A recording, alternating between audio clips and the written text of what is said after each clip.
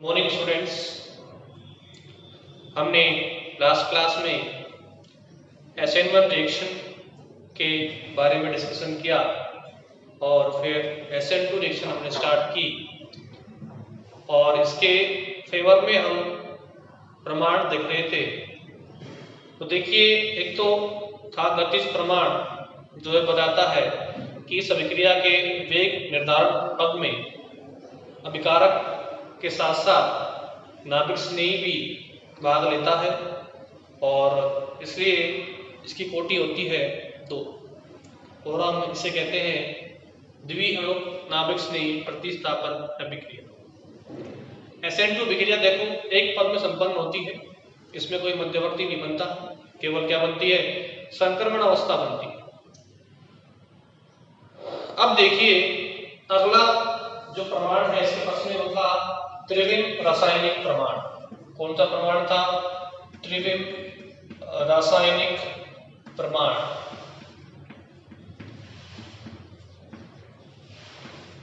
इस त्रिविम रासायनिक प्रमाण में मैंने आपको बताया था कि हमारा जो नाभिक स्नेही है वो जस्ट पीछे से अटैक करता है हमारे एल्किल हैलाइड पर और आगे से जो हमारा लीविंग ग्रुप है, अवशिष्ट समूह है हैलोजन, वो बाहर निकलता है। तो बंध के बनने की प्रक्रिया और बंध के टूटने की प्रक्रिया एक साथ होती है, ठीक है। और इसको हमने एक संक्रमण अवस्था के द्वारा दर्शाया था। और इसमें क्या होता है, उत्पाद का जो विन्यास होता है वो अभिकारक के जस्ट रिवर्स होता है, यानी कि इसमें क्या होता है, विन्यास उलट जाता है, जिसे हम बोलते हैं विन्यास प्रतिपन्न या वोल्डेन प्रतिपन्न। इसकी स्ट्रक्चर मैंने आपको लास्ट क्लास में बता दी थी, तो कोई आवश्यकता नहीं है, बस आप लिख लीजिए इसके अंदर स्टेटमेंट रिएक्शन के नीचे। SN2 अभिक्रिया में हैलोजन वाहक कार्बन पर नाभिक स्नेही पीछे से प्रहार करता है। क्या करता है? पीछे से प्रहार करता है। इसलिए ध्रुवण घूर्णक क्रिया कारक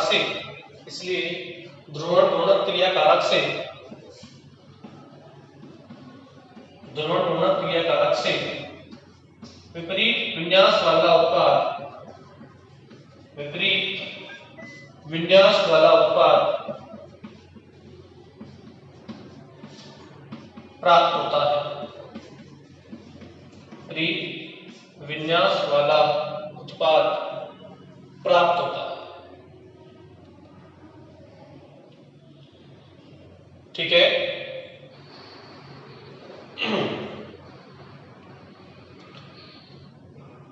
और विन्यास के उलटने को हम कहते हैं वोल्डेन प्रतिपन्न।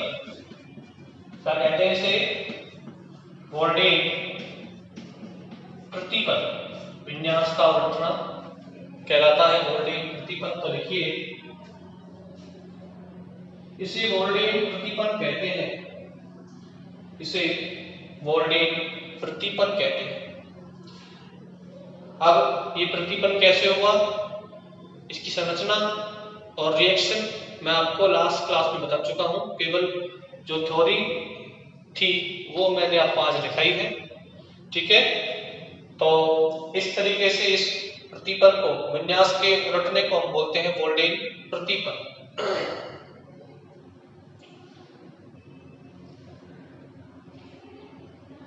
तो नाभिक स्नेही पीछे से प्रहार करेगा। अब देखो मैंने बताया था आपको कि नाभिक स्नेही को आक्रमण करने के लिए प्रॉपर स्पेस की आवश्यकता होती है। जितने बड़े एल्किल समूह यदि कार्बन से जुड़ेंगे तो उतनी ज्यादा त्रिविम बाधा होगी नाभिक स्नेही को पीछे से अटैक करने में। इसीलिए प्राथमिक एल्किल हैलाइड ज्यादा क्रियाशील होते हैं SN2 के प्रति, उससे कम 2 डिग्री एल्किल हैलाइड और सबसे कम 3 डिग्री एल्किल हैलाइड क्रियाशील होंगे SN2 अभिक्रिया के प्रति। अब देखिए अगला टॉपिक है हमारा वो है SN2 अभिक्रिया की गति को प्रभावित करने वाले कारक। SN2 अभिक्रिया की गति को प्रभावित करने वाले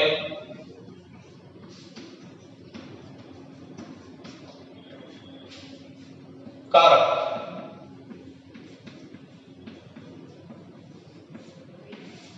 कौन कौन से कारक हैं जो कि SN2 अभिक्रिया की गति को प्रभावित करते हैं? इसमें नंबर 1 पे है एल्किल हैलाइड की संरचना। नंबर 1 पे है एल्किल हैलाइड की संरचना।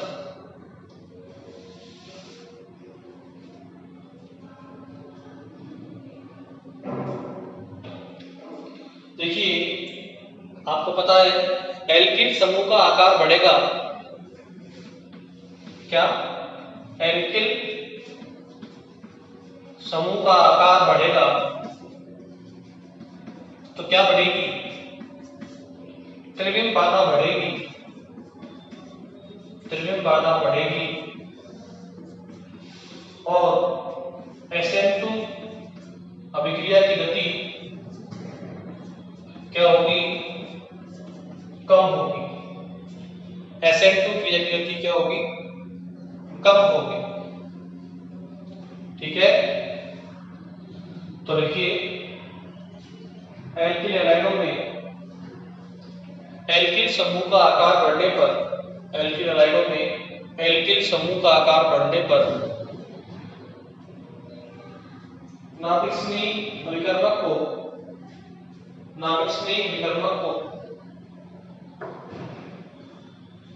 प्रहार करने में, नाभिक विकर्मक को प्रहार करने में त्रिविम बाधा उत्पन्न होती है। त्रिविम बाधा उत्पन्न होती है।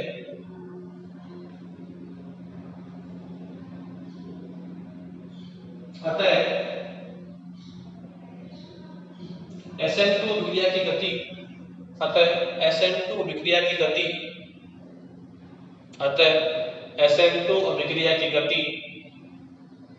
कम हो जाती है। SN2 अभिक्रिया की गति कम हो जाती है।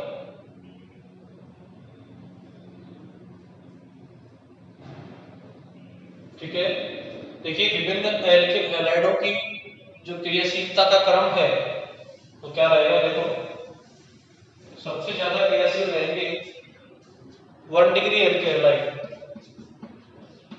ये क्या है? विभिन्न एल्किल हैलाइडों की क्रियाशीलता का क्रम है 1 डिग्री एल्किल हैलाइड सबसे ज्यादा क्रियाशील होंगे, उससे कम होंगे 2 डिग्री एल्किल हैलाइड, सबसे कम होंगे 3 डिग्री एल्किल हैलाइड।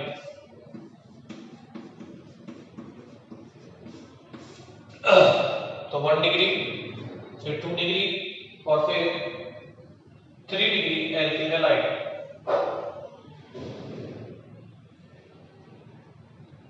तो ये क्या है? विभिन्न एल्किल हैलाइडों की क्रियाशीलता का क्रम निम्न होता है।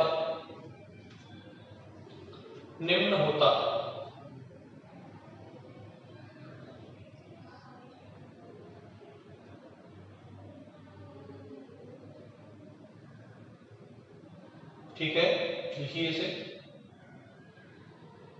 सबसे ज्यादा क्रियाशील होंगे SN2 के लिए 1 डिग्री एल्किल हैलाइड, फिर 2 डिग्री और सबसे कम होंगे 3 डिग्री एल्किल हैलाइड।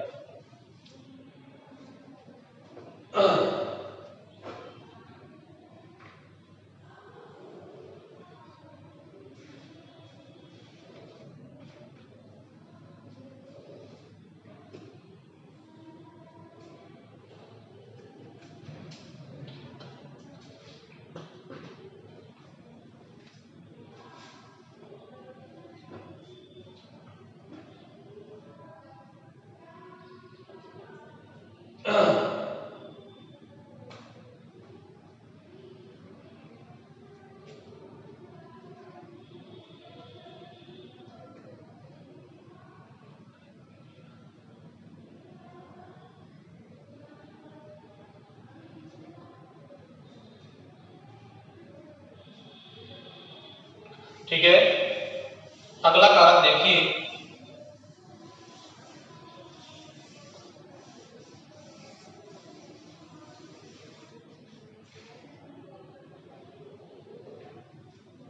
वो है विलायक की प्रकृति।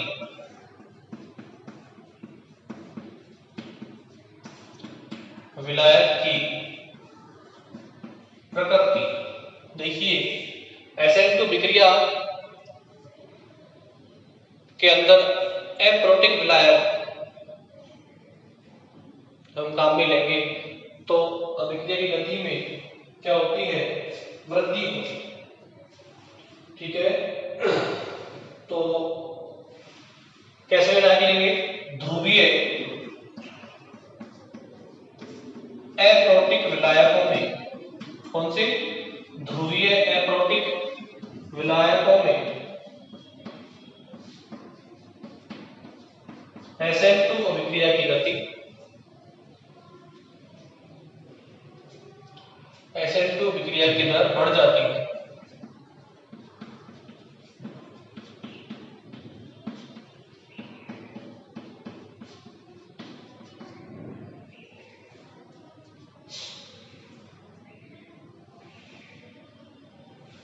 ठीक है,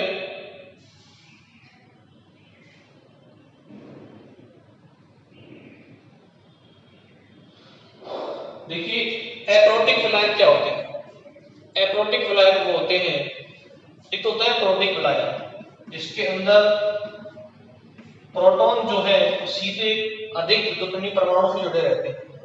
ऑक्सीजन से कौन जुड़ रहा है, हाइड्रोजन। लेकिन एप्रोटिक विलायक में क्या होता है,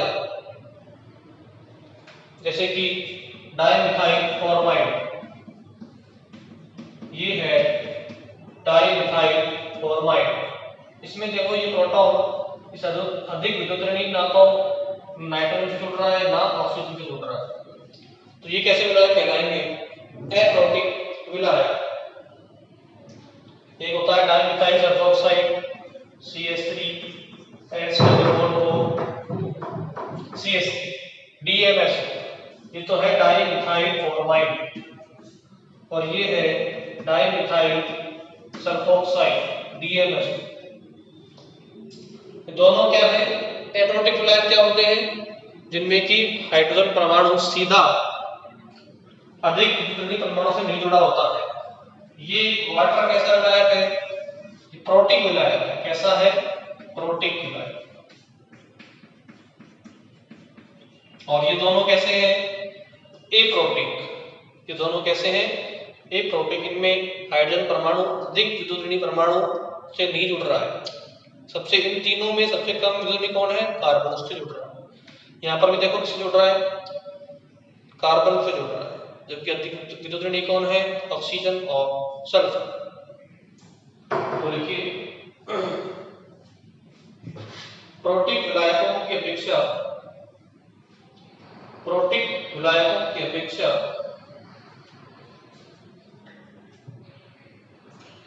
ध्रुवीय एप्रोटिक विलायकों में, ध्रुवीय एप्रोटिक विलायकों में SN2 अभिक्रिया की दर बढ़ जाती है, SN2 अभिक्रिया की दर बढ़ जाती है,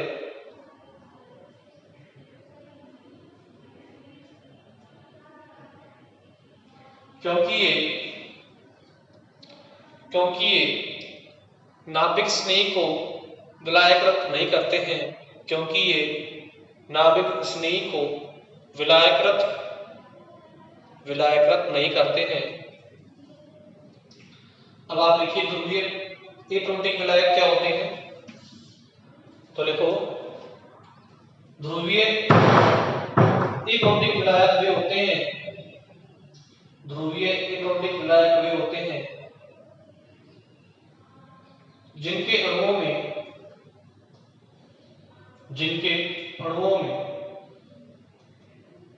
हाइड्रोजन परमाणु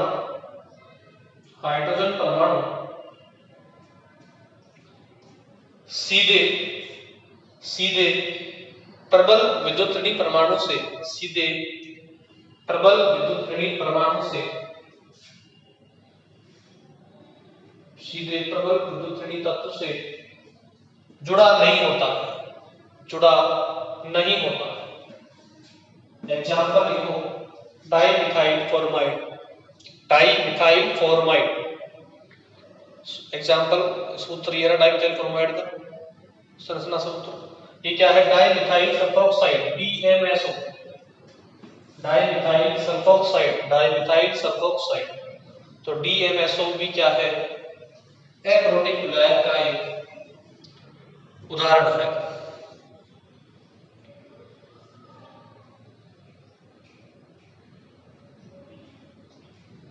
तो DMSO और DMF दोनों क्या है? ध्रुवीय एप्रोटिक विलायक के एग्जाम्पल है। इनकी प्रेजेंस में आयनिक विक्रिया तीव्र गति से संपन्न होती है।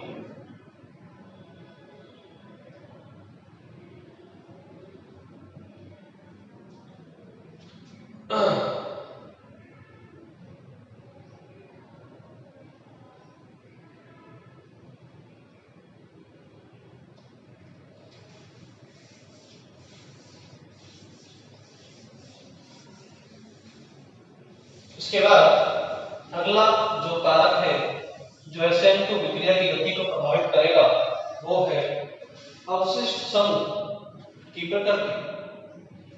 अगला कारक कौन सा है?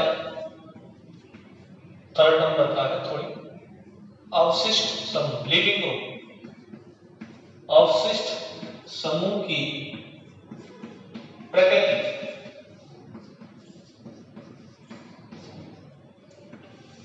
Nature of leaving group.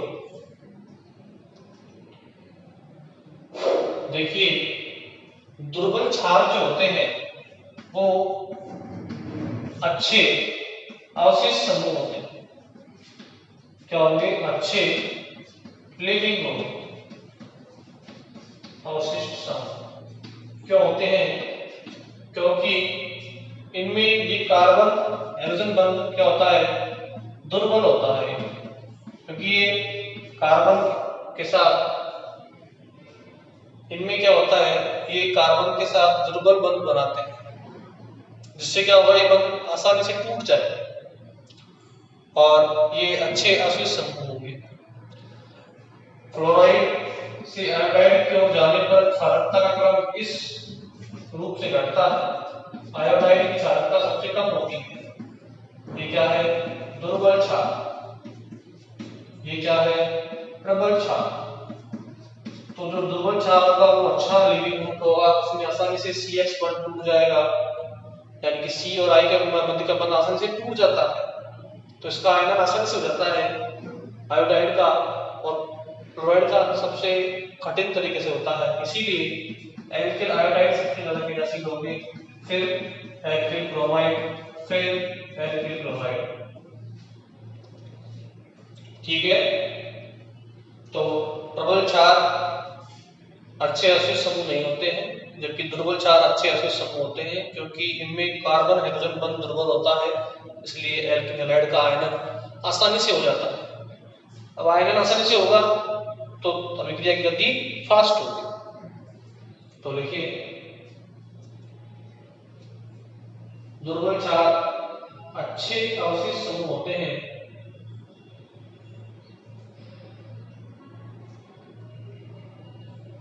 दुर्बल क्षार अच्छे अवशिष्ट समूह होते हैं क्योंकि दुर्बल क्षार कार्बन से मजबूती से जुड़े नहीं रहते हैं, क्योंकि दुर्बल क्षार कार्बन से मजबूती से जुड़े नहीं रहते हैं, और CX बंध, कार्बन हाइड्रोजन बंध और CX बंध या कार्बन हाइड्रोजन बंध आसानी से टूट जाता है,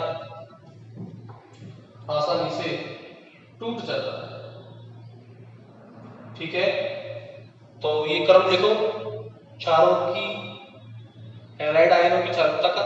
ये सबसे प्रबल क्षार और ये सबसे ज्यादा बलशाली। इसलिए एल्किल आयोडाइड क्या होते हैं? सबसे ज्यादा क्रियाशील SN2 अभिक्रिया के प्रति। सबसे कम क्रियाशील कौन होंगे? Alkyl chloride.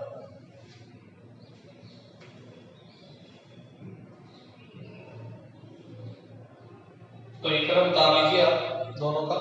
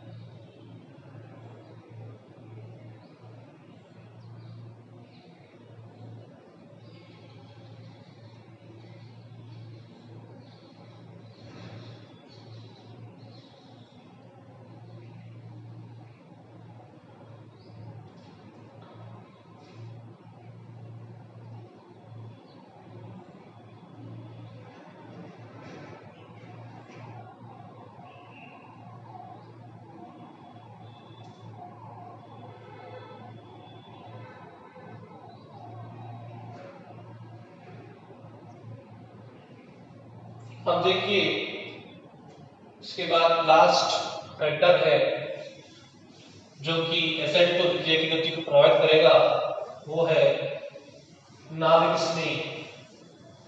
क्योंकि अभिक्रिया का वेग नाभिक स्नेह की क्षमता पर निर्भर करता है, इसलिए अगला कारक है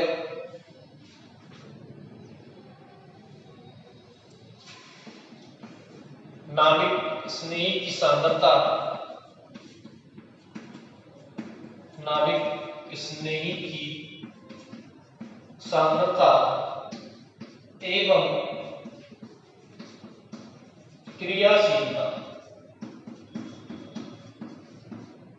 नाभिक स्नेह की सांद्रता एवं क्रियाशीलता। देखिए आपको पता है वेग निर्धारक पद में एल्किल हैलाइड के साथ साथ नाभिक स्नेह भी भाग लेता है, तो अभिक्रिया का वेग दोनों पर निर्भर करेगा। ठीक है, तो लिखिए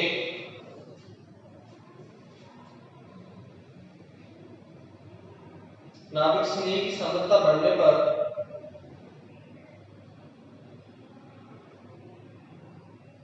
नाभिक स्नेह की सांद्रता बढ़ाने के साथ, ऐसे लिखो, नाभिक स्नेह की सांद्रता बढ़ाने के साथ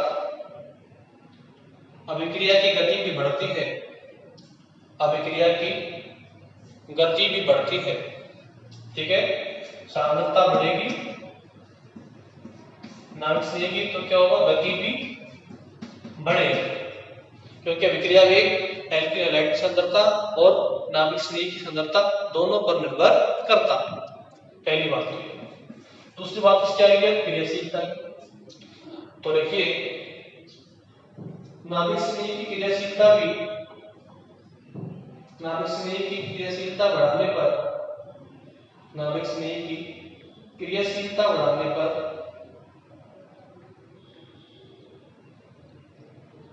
अभिक्रिया की गति बढ़ती है। अभिक्रिया की गति बढ़ती है।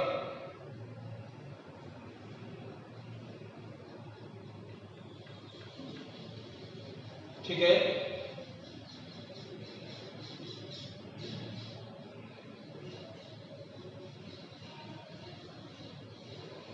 देखो कुछ नाभिक स्नेहों की, कुछ नाभिक स्नेहियों की क्रियाशीलता का क्रम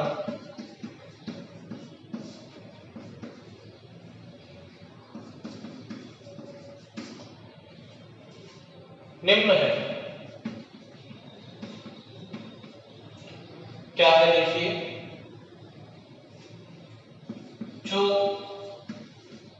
ये है CH3 माइनस, ये सबसे ज्यादा क्रियाशील नाभिक स्नेही है। लगातार हम विद्युत भिन्नता बढ़ाते जाएंगे केंद्रीय परमाणु की, तो उस नाभिक स्नेही की क्रियाशीलता कम होती है। फिर OR माइनस, फिर OH माइनस। देखो पहले C सबसे कम विद्युत है, फिर उससे अधिक विद्युत N है तो उसकी थोड़ी कम होगी। N से अधिक विद्युत कौन है? O है, तो इसकी और भी सबसे कम होगी। ठीक है, फिर Cn,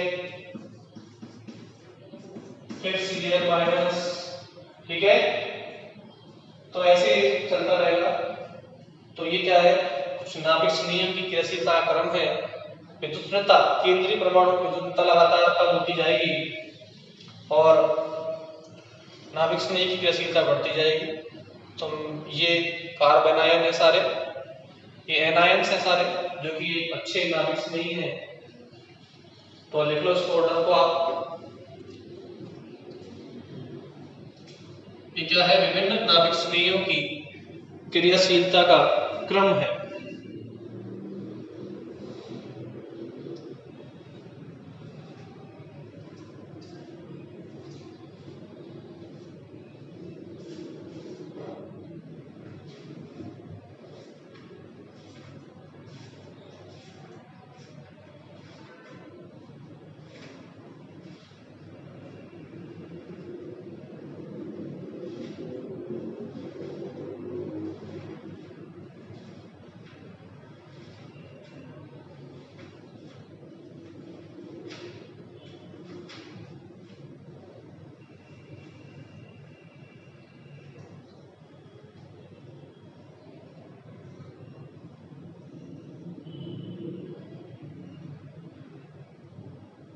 ठीक है, तो यहाँ पर आपका ये SN2 विक्रिया खत्म होती है।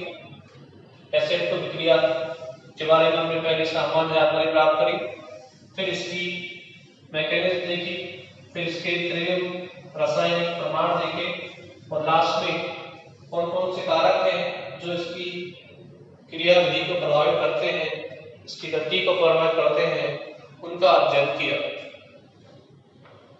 अब देखिए इसके बाद अब हम देखते हैं SN1 और SN2 विक्रिया में क्या क्या अंतर होते हैं। हमने पहले SN1 को पढ़ा, फिर SN2 को पढ़ा। अब हम क्या देखेंगे कि इन दोनों विक्रियाओं में अंतर क्या होगा। तो आप इस तरीके से दो कॉलम बनाएंगे और इनमें अंतर स्पष्ट करें।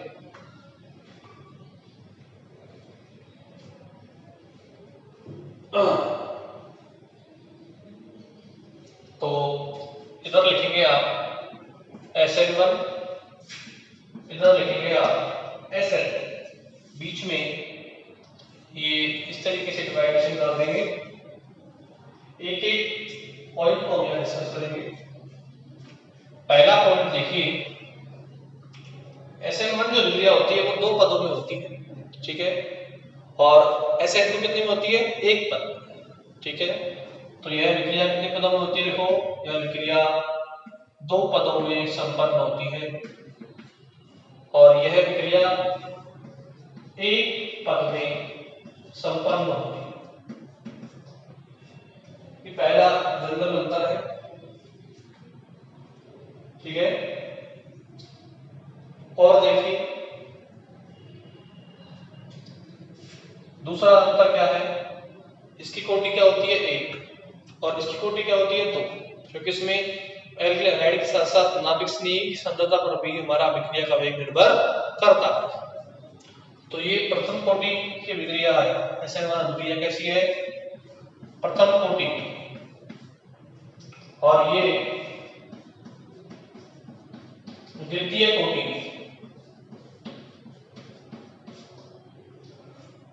ठीक है। तो ये प्रथम कोटि की है और ये कौन सी की है? द्वितीय कोटि।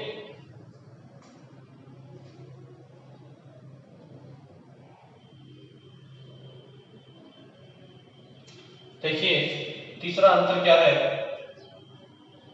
इसमें क्या बनता है? मध्यवर्ती बनता है। इसमें क्या बनती है? केवल संक्रमण अवस्था बनती है।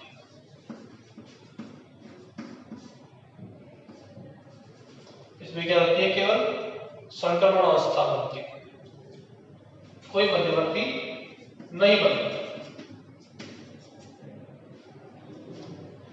तो ये तीसरा डिफरेंस हो गया। ठीक है, हम 1 बाय 1 इनके डिफरेंस देख रहे हैं।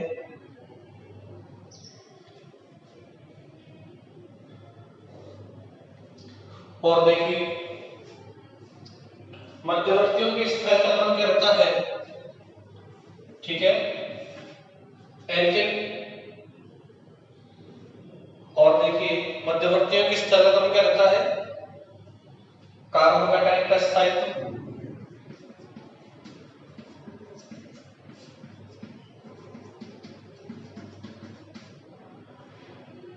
डिग्री, 2 डिग्री और 1 डिग्री। ठीक है, और इसको आप ऐसे लिखें कि विभिन्न एल्केन हैलाइडों के एसिड का क्रम क्या रहेगा? SN1 के लिए 3 डिग्री, 2 डिग्री और 1 डिग्री। इसमें क्या रहेगा? एसिड का क्रम विभिन्न एल्केन हैलाइडों का 1 डिग्री, 2 डिग्री और 3 डिग्री। यानी कि 3 डिग्री एल्केन SN1 के लिए ज्यादा क्रियाशील होते हैं और 1 डिग्री एल्केन SN2 के लिए ज्यादा क्रियाशील होते हैं। चौथा, पांचवा देखिए, ये रिएक्शन ध्रुवीय प्रोटिक फ्लाइओं में होती है और ये होती है ध्रुवीय एप्रोटिक फ्लाइओं। ठीक है, जैसे कि डाइमिथाइल फॉस्फेट DMF, DMSO। ठीक है,